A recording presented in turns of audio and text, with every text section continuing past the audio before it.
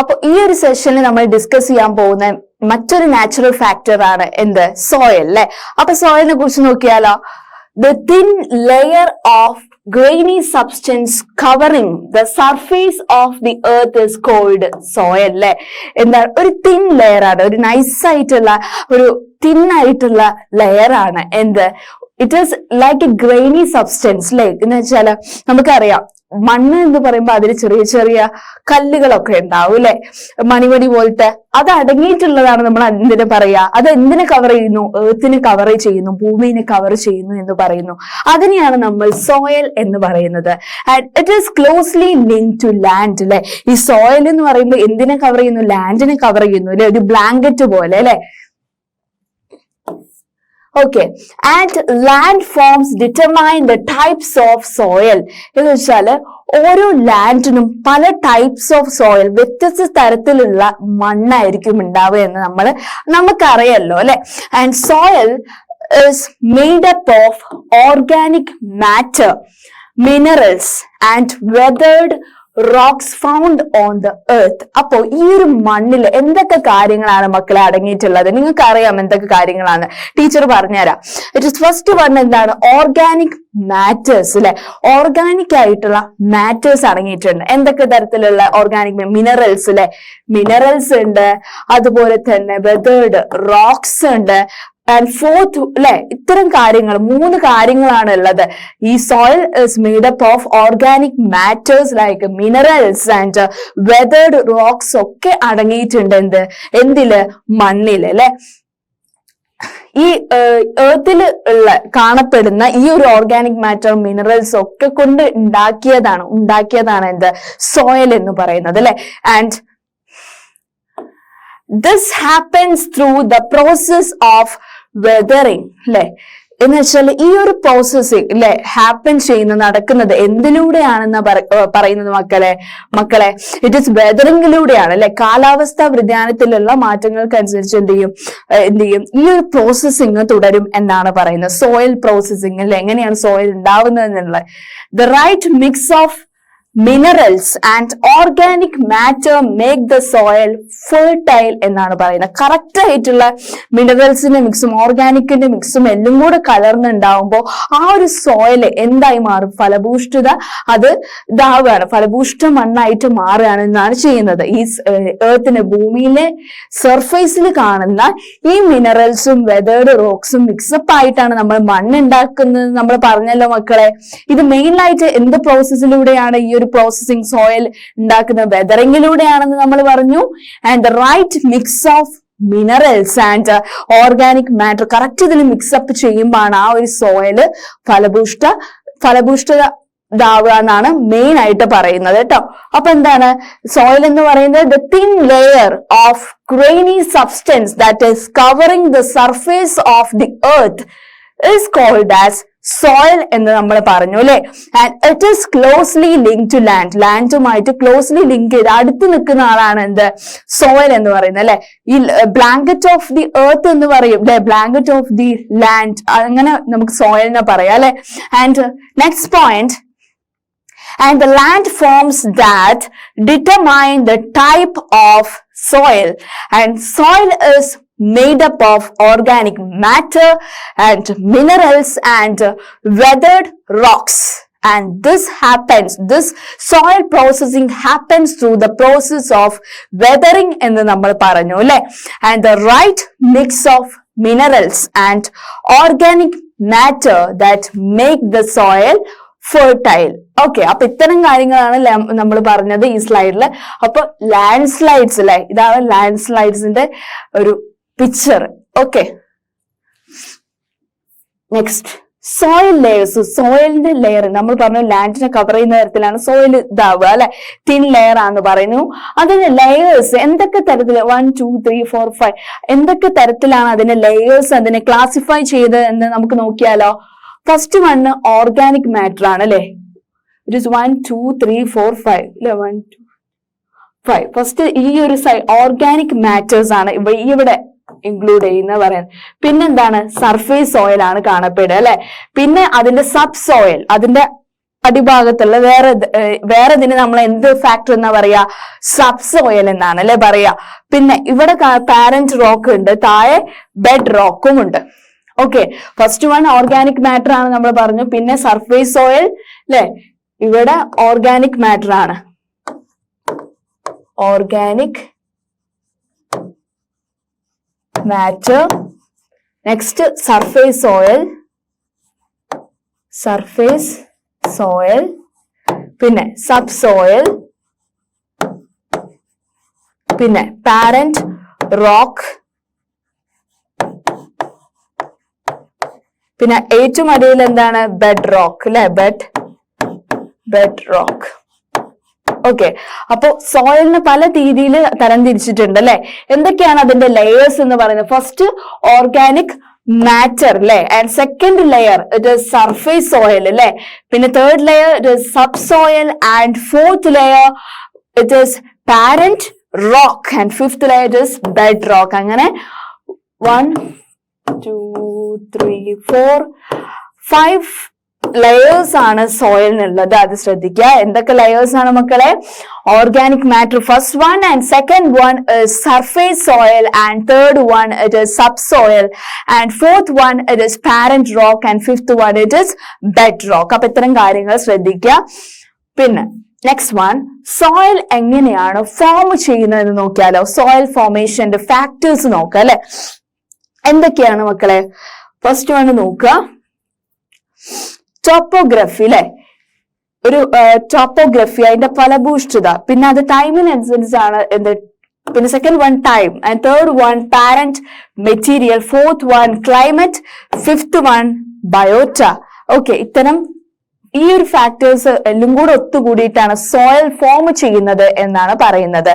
Parent material, time, topography, climate and biota. Okay, ഇത്തരം കാര്യങ്ങളാണ് soil form ചെയ്യാൻ സഹായിക്കുന്നത് എന്നാണ് കേട്ടോ പറയുന്നത് മക്കളെ. ആൻഡ് ഡീഗ്രേഡേഷൻ ഓഫ് സോയിൽ അല്ലെ, ഈ മണ്ണ് പല രീതിയിൽ ആളുകൾ എന്ത് ചെയ്യുന്നുണ്ട്, എക്സ്പ്ലോയിറ്റ് ചെയ്യുന്നുണ്ട്, നശിപ്പിക്കുന്നുണ്ട് എന്ന് പറയുന്നു. അപ്പൊ നമ്മൾ എന്തൊക്കെ രീതിയിൽ അതിനെ കൺസേർവ് ചെയ്യാം, മനുഷ്യർക്ക് എന്തൊക്കെ രീതിയിൽ അതിനെ പ്രൊട്ടക്ട് ചെയ്യാം എന്നുള്ളതാണ് ഈ ഒരു സ്ലൈഡിൽ പറയുന്നത്. ഫസ്റ്റ് വൺ, ഈ soil erosion and depletion are the major threats to soil അല്ലെ. സോയിലിനെ പല രീതിയിൽ ആളുകൾ എന്താക്കുന്നു, മൈനിങ്ങിന് വേണ്ടിയിട്ട് വേസ്റ്റ് ഡിസ്പോസബിൾ അല്ലെ, ഡിസ്പോസൽ ഒക്കെ ചെയ്തിട്ട് ആ ഒരു സ്ഥലം ഒന്നിനുമല്ലാതെ ആക്കുന്ന ഒരു അവസ്ഥ അല്ലെ. ഇതൊക്കെയാണ് സോയിലിനെ പല രീതിയിൽ നശിപ്പിക്കുന്നത്. Both human and natural factors അല്ലെ, both human and natural factors can lead to degradation of soil എന്ന് പറയും. നാച്ചുറൽ ആയിട്ടുള്ള പല ഡിസാസ്റ്റേഴ്സും ഉണ്ടാവലുണ്ട് അല്ലെ, ലാൻഡ് സ്ലൈഡ്സ്, ഫ്ലഡ്, അങ്ങനെയൊക്കെ. പക്ഷേ സോയിൽ എറോഷൻ പോലുള്ളതൊക്കെ നാച്ചുറൽ ആയിട്ടുള്ള, നമ്മൾ പറയുമ്പോൾ മാൻമെയ്ഡ് ഡിസാസ്റ്റേഴ്സും കൂടുതലാണ് അല്ലെ. പല രീതിയിൽ അല്ലെ, പല രീതിയിൽ സോയിലിന്റെ ഒരു എന്താ പറയുക ക്വാളിറ്റി തന്നെ നശിപ്പിക്കുന്നുണ്ട് ആളുകൾ പല രീതിയിൽ അല്ലെ. അപ്പോ the factors which led to soil degradation are, എന്തൊക്കെ ഡീഗ്രേഡേഷൻ ആണ് സോയിലിന്റെ മേലെ നടക്കുന്നത് അല്ലെ? മാൻമെയ്ഡ് ഡിസാസ്റ്റേഴ്സ് ആണ് എന്തൊക്കെ? Deforestation and over grazing. പിന്നെ സോയിൽ പല രീതിയിൽ എന്ന് വെച്ചാൽ ആദ്യം അഗ്രികൾച്ചർ നടത്തിയ ആ ഒരു ലാൻഡിൽ പിന്നെ ഇൻഡസ്ട്രിയൽ വർക്ക്സ് നടത്തും, പിന്നെ അത് വേസ്റ്റ് ഡിസ്പോസ് ചെയ്യുന്ന ഒരു ലാൻഡായി മാറും. പല രീതിയിൽ ലാൻഡ് സോയിൽ യൂസ് ചെയ്തിട്ട് ആ സോയിൽ പിന്നെ ഒന്നിനും യൂസ് ചെയ്യാൻ പറ്റാത്തൊരു രീതിയിലാവുക അല്ലെ. പിന്നെ over use of chemical fertilizers അല്ലെ. ഇപ്പോ നമ്മൾ കൃഷി ഇറക്കുന്ന നിലങ്ങളിൽ അപ്പൊ ആ സോയിലില് നമ്മൾ കൂടുതലായിട്ട് കെമിക്കൽ ഫെർട്ടിലൈസേഴ്സ് സ്പ്രേ ചെയ്താണെങ്കിൽ ആ ലാൻഡിന്റെ ആ സോയിലിന്റെ ക്വാളിറ്റി അവിടെ നശിപ്പിക്കപ്പെടുകയാണെന്നാണ് പറയുന്നത് അല്ലെ. And rain wash, land slides and floods ആണ് പറഞ്ഞു. എന്തൊക്കെ ഫാക്ടേഴ്സ് മൂലമാണ് ഇതൊക്കെ? മാൻമെയ്ഡ് ഡിസാസ്റ്റേഴ്സ് ആണെങ്കിൽ, നാച്ചുറൽ ഡിസാസ്റ്റേഴ്സ് ആണ് ഇതൊക്കെ, ഫ്ലഡ്സ്, ഇതൊക്കെ ഇങ്ങനെ വരുന്നത് അല്ലെ. ഓക്കെ, അപ്പൊ എന്താണ്? Soil erosion and depletion are the major threats to soil എന്ന് പറയുന്നു അല്ലെ. Soil erosion and depletion. Okay, both human and natural factors that led to the degradation of soil എന്ന് പറയുന്നു, and factors which led to soil degradation. ഈ soil degradation ഉണ്ടാവാനുള്ള കാര്യങ്ങൾ എന്തൊക്കെയാണ് അല്ലെ? deforestation. First one, deforestation. Second one, overgrazing. And third one, എന്താണ് മക്കളെ? It is the overuse of chemical fertilizers and pesticides ആണ് അല്ലെ. And next one, it is rain wash. Fourth one, അല്ലെ. And fifth one, it is landslides and floods. അപ്പൊ ഇത്തരം കാര്യങ്ങളാണ് ഈ ഒരു സ്ലൈഡിൽ നമ്മൾ ഡിസ്കസ് ചെയ്തത് അല്ലെ മക്കളെ. ആൻഡ് നെക്സ്റ്റ് സ്ലൈഡില് മെത്തേഡ്സ് ഓഫ് സോയിൽ കൺസർവേഷൻ അല്ലെ, എന്തൊക്കെ തരത്തില് നമുക്ക് ഈ ഒരു മണ്ണിനെ നമുക്ക് പ്രൊട്ടക്ട് ചെയ്യാൻ പറ്റും എന്ന് നോക്കിയാലോ. ഫസ്റ്റ് വണ്ണാണ് എന്ത്? Mulching. What is mulching? It is the bare ground between plants is covered with a layer of organic matter like straw. It helps to retain the soil moisture എന്നാണ് പറയുന്നത്. എന്ന് വെച്ചാല് ഒരു എന്താ പറയാ, ഒരു bare ground ബിറ്റ്വീൻ പ്ലാന്റ്സ് എന്ന് വെച്ചാൽ ഈ ചെടികളൊക്കെ നട്ടു വളർത്തിയിട്ടുണ്ടാവും. അപ്പൊ അവിടെ ആയിട്ട് എന്തെങ്കിലും ഒരു thin layer of organic matter അല്ലെ, ഒരു എന്താ പറയാ പുല്ലൊക്കെ ഇങ്ങനെ നിറഞ്ഞു കവിഞ്ഞു നിൽക്കുമ്പോ ആ ഒരു സ്ഥലത്തിന് അത് ആ സോയിൽ, ആ മണ്ണിന്റെ ഫലഭൂഷ്ടി നഷ്ടപ്പെട്ട മണ്ണിന് റീറ്റെയിൻ ചെയ്യാൻ, വീണ്ടെടുക്കാൻ പറ്റും. അതിനുവേണ്ടിയാണ് നമ്മൾ മൾച്ചിങ് ചെയ്യുന്നത് എന്നാണ് പറയുന്നത്. എന്താണ്? The bare ground between plants is covered അല്ലെ with a layer of organic matter. ഒരു ഓർഗാനിക് മാറ്റർ കൊണ്ട് അത് ഫുള്ള് കവർ ചെയ്ത് വരുമ്പോൾ ആ ഒരു bare ground between plants അവിടെ എന്ത് ചെയ്യും, എന്തിന്റെ ഇതുമായിട്ട് കവർ ചെയ്യുമ്പോൾ ഓർഗാനിക് മാറ്റർ ആ ചുറ്റിനും കവർ ചെയ്യുമ്പോൾ അതിന് നമ്മൾ മൾച്ചിങ് എന്നാണ് പറയാ. ഇത് അതിന്റെ സോയിലിന്റെ മോയ്സ്ചർ വീണ്ടെടുക്കാൻ വേണ്ടി സഹായിക്കും എന്നാണ് കേട്ടോ മക്കളെ പറയുന്നത്. What about it is contour barriers? It is stones, grass, soil are used to build barriers along the contours. നമ്മൾ കോണ്ടൗർ ബാരിയർ എന്ന് പറയുമ്പോൾ ഈ സ്റ്റോൺസ് ആയിക്കോട്ടെ, ഗ്രാസ്, ഈ soil are used to build barriers എന്ന് വെച്ചാൽ എല്ലാ വിധത്തിലുള്ള അവിടെ കോണ്ടർ ഫാമിങ് അല്ലെങ്കിൽ കോണ്ടർ ഇത് ചെയ്യുമ്പോൾ അവിടെ എന്ന് വെച്ചാല് ഈ സ്റ്റോൺസും ഗ്രാസും സോയിലൊക്കെ അവിടെ എന്ത് ചെയ്യും, ആ കോണ്ടേഴ്സ് ബാരിയേഴ്സ് ആയിട്ട് വെക്കും, അല്ലെങ്കിൽ ഒരു തടസ്സം പോലെ വെക്കും. എന്തിനു വേണ്ടിയിട്ടാണ്? Trenches are made in front of the barriers to collect water. Trenches made ചെയ്യും അവിടെ ഇവിടെ ആയിട്ട് വെള്ളം ശേഖരിക്കാൻ വേണ്ടിയിട്ട്. അപ്പൊ എന്താണ് contour barriers? Stones, grass, soil are used to build barriers and trenches are made in front of the barriers to collect water. ഇതിന്റെയൊക്കെ പിക്ചർ കാണുമ്പോൾ നിങ്ങൾക്ക് മനസ്സിലാവും എങ്ങനെയാണെന്ന് കേട്ടോ. And next one, it is rock dam. എന്താണ് റോക്ക് ഡാം എന്ന് പറയുന്നത് മക്കളെ? The rocks are piled up to slow down the flow of water. Okay. എന്ന് വെച്ചാൽ റോക്സ് എന്ന് വെച്ചാൽ നമുക്കറിയാലോ ഈ കരിങ്കൽ പാറകൾക്കിടയിലൂടെ വെള്ളം ഒഴുകി വരുന്നത് അല്ലെ. Okay, this prevents the gullies and further soil loss. എന്ന് വെച്ചാൽ റോക്ക് ഡാം അവിടെ കൺസ്ട്രക്ട് ചെയ്യുമ്പോൾ കുറെ മണ്ണ് ഒലിച്ചു പോവാതെ നിൽക്കാൻ വേണ്ടി അത് സഹായിക്കും എന്നാണ് പറയുന്നത് അല്ലെ. റോക്ക് ഡാം അല്ലെ, റോക്ക് ഡാം എന്ന് പറയുമ്പോൾ rocks R piled up to slow down the flow of water and this prevents the soil loss എന്നാണ് പറയുന്നത്. അപ്പൊ 3 methods of soil conservation ഈ സ്ലൈഡിൽ പറഞ്ഞു. ഫസ്റ്റ് വൺ mulching ആണ്. It is a bare ground between plants is covered with a layer of organic matter ആണ് mulching എന്ന് പറയുന്നത് അല്ലെ. Like straw, it helps to retain the soil moisture എന്ന് പറയുന്നു. And what about the contour barriers? It is stones, grass, soil are used to build barriers along contours and trenches are made in front of the barriers to collect water. And third one, it is rock dam. Rocks are piled up to slow down the flow of water എന്ന് നമ്മൾ പറഞ്ഞു. And this prevents the soil loss. Okay, അപ്പൊ ഇത്തരം കാര്യങ്ങളാണ് ഈ സ്ലൈഡിൽ നമ്മൾ discuss ചെയ്തത്. അപ്പോ നെക്സ്റ്റ് സ്ലൈഡിൽ നമുക്ക് ബാക്കിയുള്ള കാര്യങ്ങൾ പറയാം. The terrace farming. എന്താണ് ടെറസ് ഫാമിംഗ് എന്ന് പറയുന്നത്? ആ ഒരു വേർഡ് തന്നെയുണ്ട് ടെറസ് ഫാമിംഗ് എന്ന്. ടെറസ് ഷേപ്പിലുള്ള ഇതിൽ നമ്മൾ ഫാം ചെയ്യുന്നതിനെ കുറിച്ചാണ് അല്ലെ പറയുന്നത്. The broad flat steps or terraces are made of the steep slopes so that flat surfaces are available to grow crops അല്ലെ, ടെറസ് ലൈക്ക് ഷേപ്പ് ആയിരിക്കും, അതുപോലെ തന്നെ ഫ്ലാറ്റ് ആയിട്ടുള്ള ഏരിയാസ് ആയിരിക്കും. അവിടെ നമുക്ക് എന്ത് ചെയ്യാൻ പറ്റുന്ന പറയുന്നത്, ധാന്യങ്ങൾ അവിടെ വളർത്തിയെടുക്കാൻ പറ്റും, കൃഷി ഇറക്കാൻ പറ്റും എന്നാണ് പറയുന്നത് അല്ലെ.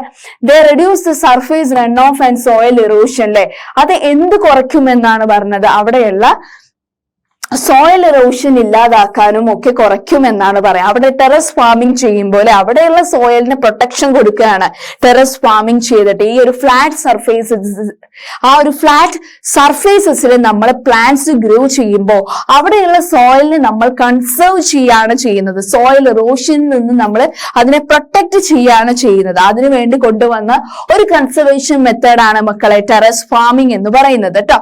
And second one it is Inter cropping. എന്താണ് ഇന്റർ ക്രോപ്പിംഗ് എന്ന് പറയുന്നത്? Okay, different crops R grown in alternate rows and are sown at different times to protect the soil from rain wash അല്ലെ. എന്ന് വെച്ചാൽ മഴ വരുമ്പോ ഈ കൂടുതൽ മഴ പെയ്യുമ്പോ എന്താണ്, ഈ ധാന്യങ്ങളൊക്കെ നശിച്ച് കൃഷിക്കാർക്ക് കൂടുതൽ നഷ്ടം ഉണ്ടാവാറുണ്ട്. ഇന്റർ ക്രോപ്പിംഗ് എന്ന് പറയുമ്പോൾ ഒരു ഹിൽ ഏരിയയിലായിക്കോട്ടെ എന്താണ്, ഒരു റോ പോലെ ഇങ്ങനെ പല ടൈപ്പ് ഓഫ് ക്രോപ്സ് അവർ കൾട്ടിവേറ്റ് ചെയ്യും. ഒന്നിൽ ഹാർവെസ്റ്റ് ചെയ്യുമ്പോൾ പിന്നെ അടുത്ത മാസമായിരിക്കും അടുത്തതില് എന്താ പറയാ ഹാർവെസ്റ്റ് ചെയ്യുക, ക്രോപ്സ് ഒക്കെ ഉണ്ടായത്. അപ്പൊ അങ്ങനെ ആവുമ്പോ എന്താണ്, ഡിഫറെന്റ് പല സമയങ്ങളും പല ധാന്യങ്ങളും വിളവെടുത്ത് കഴിയുമ്പോൾ നമുക്ക് എന്ത് ചെയ്യാം, ഇങ്ങനെ മഴ വരുമ്പോ അതിന്റെ ഒരു മണ്ണിന്റെ ഒലിച്ചു പോവാതെ നോക്കാനും അതിന് ആ സോയിലിനെ സംരക്ഷിക്കാനും നമുക്ക് പറ്റുമെന്നാണ് ഇന്റർ ക്രോപ്പിംഗ് മൂലം പറയുന്നത്. അപ്പൊ നമ്മൾ പറഞ്ഞു ടെറസ് ഫാമിംഗ് എന്ന് പറയുമ്പോ it is a broad flat steps or terraces ഷേപ്സിലുള്ള ഏരിയ ആണ്. It is made on the എവിടെയാണ് ഇത് ഉണ്ടാക്കുന്നത്, സ്റ്റീപ്പ് സ്ലോപ്പ് ഏരിയയിലാണ് കേട്ടോ. Okay, that the flat surfaces are available to grow crops എന്ന് നമ്മൾ പറഞ്ഞു. They reduce, അത് എന്തിനാ കുറയ്ക്കുന്നതെന്ന് മക്കളെ പറഞ്ഞത്, they reduce the surface runoff and soil erosion നിന്ന് അതിനെ പ്രൊട്ടക്ട് ചെയ്യും എന്ന് നമ്മൾ പറഞ്ഞു അല്ലെ. സെക്കൻഡ് വൺ ഇന്റർ ക്രോപ്പിംഗ് ആണ്, റോ വൈസ് ആയിട്ട് കൾട്ടിവേറ്റ് ചെയ്യുന്നതാണ് അല്ലെ. Different crops R grown in alternate rows and are sown at different times അല്ലെ to protect the soil from rain wash എന്ന് പറഞ്ഞു. അപ്പൊ ഇത്തരം കാര്യങ്ങളാണ് നമ്മൾ ഈ സ്ലൈഡിൽ പറഞ്ഞത്, terrace farming and intercropping. Okay, next slide. It is contour ploughing. എന്താണ് കോണ്ടൂർ പ്ലോഗിംഗ് എന്ന് പറയുന്നത്? It is the ploughing parallel to the contours of a hill slope. Hill സ്ലോപ്പിലാണ് കോണ്ടൂർ ഫോമിംഗ് ചെയ്യുന്നത് കേട്ടോ. It is form a natural barrier for water to flow down the slope. Contour ploughing എന്ന് പറയുമ്പോൾ plog ചെയ്യാന്ന് എന്താ നമ്മൾ harvest ചെയ്തെടുക്കുക. എങ്ങനെയാണ്? ജസ്റ്റ് ഹിൽ സ്ലോപ്പിലാണ് ഈ പ്ലോഗിങ് ചെയ്യുക. എന്തിനു വേണ്ടിയിട്ട്? It is barrier for water to flow down. അവിടെ എന്ന് വെച്ചാൽ വെള്ളം അവിടെ തന്നെ എന്താ കെട്ടിക്കിടക്കും. ഈ കോണ്ടർ ഫാമിംഗ് ചെയ്യുമ്പോൾ ഈ വെള്ളം ഉണ്ടാവല്ലോ, ഒഴുകി പോവാതെ നിൽക്കാൻ വേണ്ടി അവിടെ തന്നെ ആ സ്ലോപ്പ് ഏരിയയിൽ ഇങ്ങനെ ശേഖരിച്ചു വെക്കും എന്നതാണ് പറയുന്നത്. Okay, next one shelter belts ആണ്. എന്താണ് ഷെൽട്ടർ ബെൽറ്റ്സ് എന്ന് പറയുന്നത് മക്കളെ? In the coastal and dry regions, okay, rows of trees are planted to check the wind movement to protect soil cover എന്നാണ് പറയുന്നത്. നിങ്ങൾക്ക് കാണാം ഈ കോസ്റ്റൽ ആയിട്ടുള്ള ഏരിയാസിൽ ബീച്ചസിലൊക്കെ പോകുമ്പോൾ നിങ്ങൾക്ക് കാണാം എന്താ റോ പോലെ ട്രീസ് അല്ലെ ഇങ്ങനെ റോ ആയിട്ട് ഇങ്ങനെ കൾട്ടിവേറ്റ് ചെയ്ത് വെച്ചിട്ടുണ്ടാവും. എന്തിനു വേണ്ടിയിട്ടാണ്? അവർക്ക് വിൻഡ് മൂവ്മെന്റ് അറിയാൻ വേണ്ടിയിട്ടാണ്. ഈ മത്സ്യബന്ധന തൊഴിലാളികൾ ഉണ്ടല്ലോ, കടലിലേക്ക് പോകുന്നതിന് മുന്നേ പണ്ട് ഇങ്ങനെ പല ചേഞ്ചസ് അവർ നോക്കിയിട്ടായിരുന്നു. പണ്ട് ടൈമോ ഉണ്ട് അങ്ങനെ നോക്കാൻ പറ്റാത്ത ഒരു അത്ര ടെക്നോളജി വരാത്ത ടൈം ആകുമ്പോ അങ്ങനെ പല ചേഞ്ചസ് നോക്കിയിട്ടാണ് അവരെന്ത് ചെയ്യുന്നത്, അവരുടെ ജോബ്സിലേക്ക് അവർ പോകുന്നത്.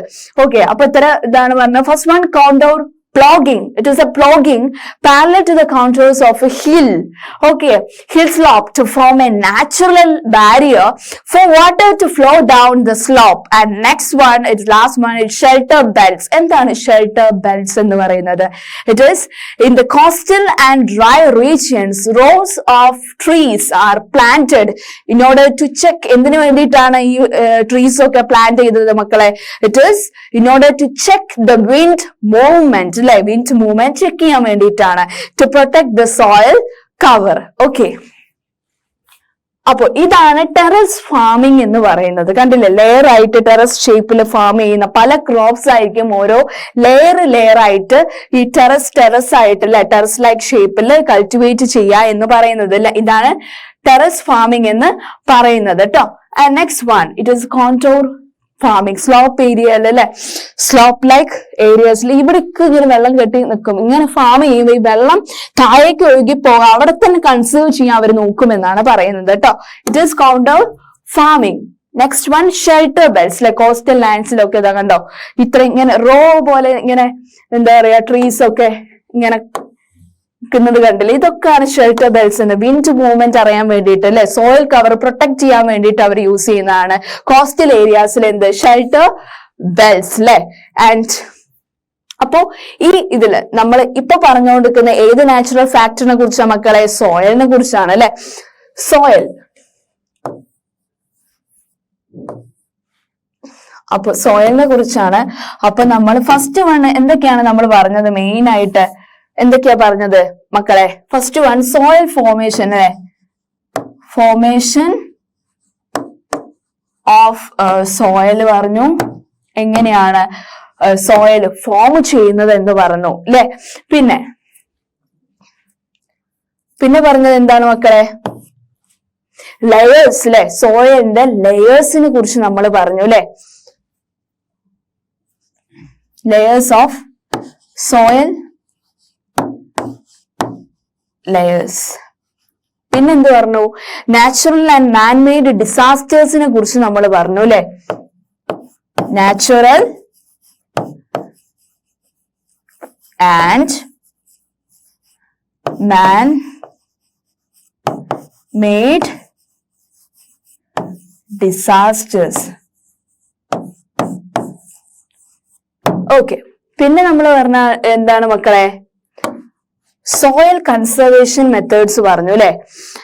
എന്തൊക്കെ type of soil conservation method? ഇവിടെ വേണ്ട, ഓക്കെ, ഇവിടെ നോക്കാം അല്ലെ. എന്തൊക്കെ ടൈപ്പ് ഓഫ് സോയിൽ കൺസർവേഷൻ നമ്മൾ പറഞ്ഞത്? Soil conservation. ഓക്കെ, എന്തൊക്കെ സോയിൽ കൺസർവേഷനെ കുറിച്ച് നമ്മൾ പറഞ്ഞത്? ഫസ്റ്റ് വൺ എന്താ പറഞ്ഞത്? It is first one terrace ഫാമിങ്ങിനെ കുറിച്ച് പറഞ്ഞു അല്ലെ. നമ്മൾ ടെറസ് ഫാമിങ്ങിനെ കുറിച്ച് പറഞ്ഞു, ടെറസ് ഫാമിങ്. പിന്നെ കോണ്ടൂർ പ്ലോഗിങ്ങിനെ കുറിച്ച് പറഞ്ഞു അല്ലെ, പ്ലോഗിങ്. പിന്നെന്താ നമ്മൾ പറഞ്ഞത്? ലാസ്റ്റ് വൺ, ഷെൽട്ടർ ബെൽറ്റ്സ് അല്ലെ. കോസ്റ്റൽ ഏരിയയിലുള്ള ഷെൽട്ടർ ബെൽറ്റ്സിനെ കുറിച്ച് പറഞ്ഞു. അപ്പൊ എന്തൊക്കെയാണ് നമ്മൾ മെയിൻ ആയിട്ട് ഈ ഒരു സോയിൽ, നമ്മുടെ നാച്ചുറൽ ഫാക്ടർ ആയ രണ്ടാമത്തെ നാച്ചുറൽ ഫാക്ടർ ആയിട്ടുള്ള സോയിലിനെ കുറിച്ച് നമ്മൾ എന്തൊക്കെ കാര്യങ്ങളാണ് പറഞ്ഞത്? ഫോർമേഷൻ ഓഫ് സോയിൽ പറഞ്ഞു അല്ലെ. സോയിൽ എങ്ങനെയാണ് ഫോം ചെയ്തത് എന്നുള്ളതിന്റെ കാര്യം പറഞ്ഞു. Thin layer of grainy substance ആണെന്ന് പറഞ്ഞു അല്ലെ. പിന്നെ നമ്മൾ പറഞ്ഞത് എന്താണ്? നാച്ചുറൽ ആൻഡ് മാൻമെയ്ഡ് ഡിസാസ്റ്റേഴ്സിനെ കുറിച്ച് പറഞ്ഞു. സോയിലിന്റെ ലെയർ ടൈപ്സിനെ കുറിച്ച് നമ്മൾ പറഞ്ഞു അല്ലെ. പിന്നെ സോയിൽ കൺസർവേഷൻ മെത്തേഡ്സ് ആണ് നമ്മൾ ലാസ്റ്റ് സ്ലൈഡിൽ പറഞ്ഞത്. എന്തൊക്കെ മെത്തേഡ്സ് ആണ്? Terrace farming, contour ploughing, shelter belts. അപ്പൊ ഇത്തരം കാര്യങ്ങളാണ് നമ്മൾ പറഞ്ഞത്. ഇതൊക്കെ ഇമ്പോർട്ടന്റ് ആണ് നമ്മുടെ ഫോർമേഷൻ ഓഫ് സോയിൽ ആണെങ്കിലും, പിന്നെ സോയിൽ ലെയേഴ്സ് ആണെങ്കിലും, പിന്നെ സോയിൽ കൺസർവേഷൻ മെത്തേഡ്സ് എന്തായാലും എന്താണ് എക്സാമിന് ചോദിക്കാം. പ്രീവിയസ് ഇയർ ക്വസ്റ്റ്യൻ പേപ്പറിൽ എപ്പോഴും വരാറുള്ള ഒരു ചോദ്യമാണ് ഇത്, കൺസർവേഷൻ, സോയിൽ കൺസർവേഷൻ മെത്തേഡ്സ് കേട്ടോ. അപ്പൊ ഈ ഒരു സെഷനിൽ നമ്മൾ ഇത്തരം കാര്യങ്ങളാണ് നമ്മൾ സോയിലിനെ കുറിച്ച് പറഞ്ഞത് അല്ലെ. അപ്പൊ നെക്സ്റ്റ് സെഷനിൽ നമുക്ക് ബാക്കിയുള്ള നാച്ചുറൽ ഫാക്ടേഴ്സിനെ കുറിച്ച് നമുക്ക് ഡിസ്കസ് ചെയ്യാം കേട്ടോ. Thank you.